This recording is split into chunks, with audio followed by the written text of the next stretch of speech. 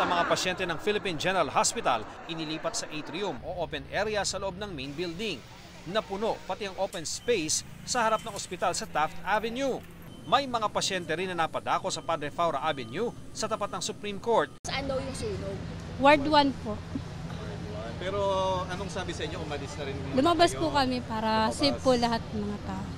Si Sheila nakasalang sa kanyang chemotherapy session. Pinalabas na kami dahil mausok. O, hindi namin kaya. Nag-kemo kami. Mahirap, natatakot.